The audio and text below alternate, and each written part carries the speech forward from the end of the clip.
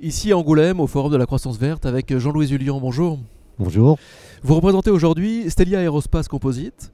De quoi parle-t-on quand on parle de Stelia Aerospace Composite? Alors quand on parle de Stelia Aerospace Composite, on parle aussi de Stelia Aerospace, sa maison Ouais. mère, une filiale d'Airbus spécialisée dans le domaine aéronautique, les aérostructures, les aménagements intérieurs d'avions.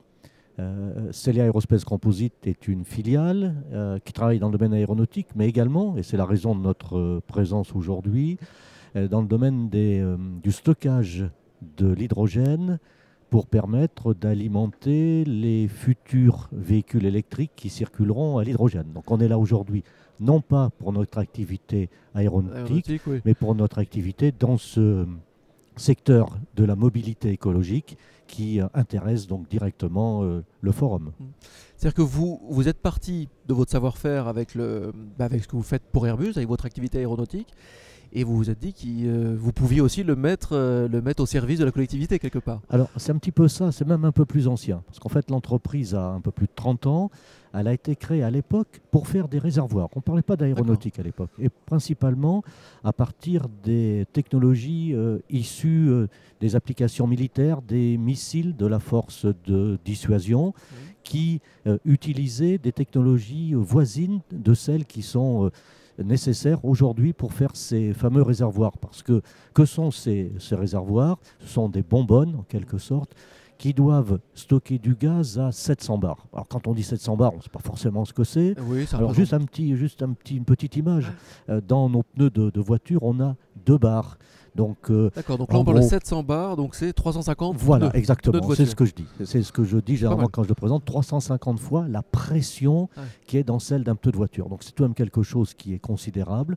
Il a fallu d'abord maîtriser la technologie, la fiabiliser avant de la mettre à disposition, on va dire, d'applications grand public. Alors sachant que ces applications, c'est pas pour tout de suite, même si il y a déjà des véhicules qui circulent à l'hydrogène, sans citer de marque, mais Toyota avec sa Mirai, Hyundai avec l'X35 ont déjà des véhicules à hydrogène.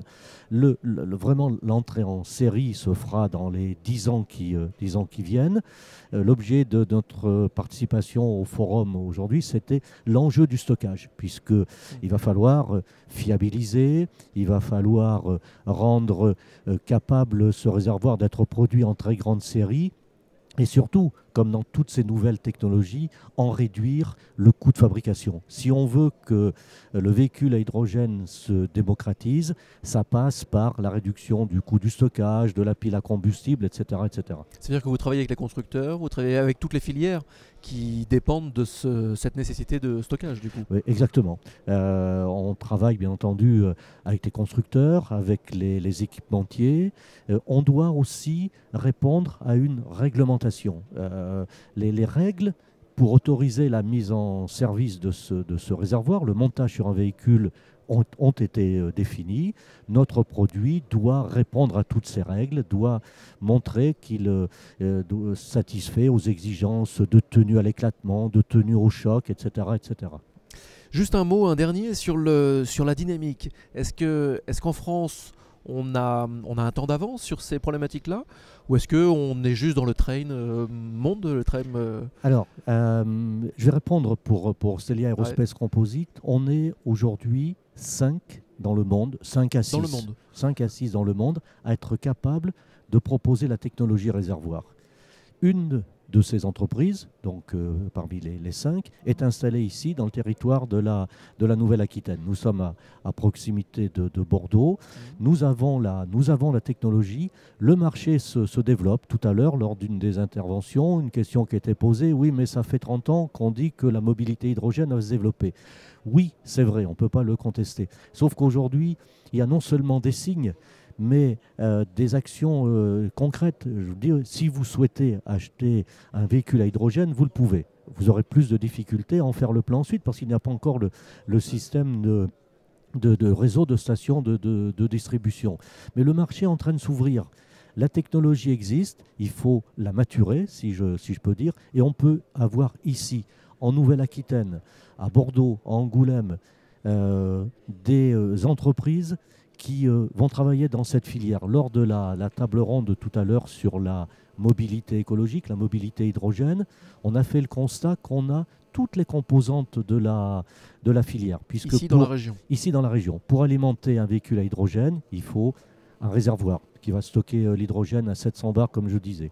Il faut un système de détente qui va permettre d'alimenter la pile à combustible. Il faut une pile à combustible. Il faut ensuite des entreprises qui soient capables de proposer la compression de l'hydrogène. On a toutes les composantes. Vraiment, on a ici, en Nouvelle-Aquitaine, autour d'Angoulême, de Bordeaux, de Poitiers, les composantes de cette filière. Et donc les atouts pour devenir l'un des territoires phares, l'un des territoires majeurs dans ce développement. Dans le monde. Dans le monde. C'est étonnant. Merci beaucoup, Jean-Louis Julien.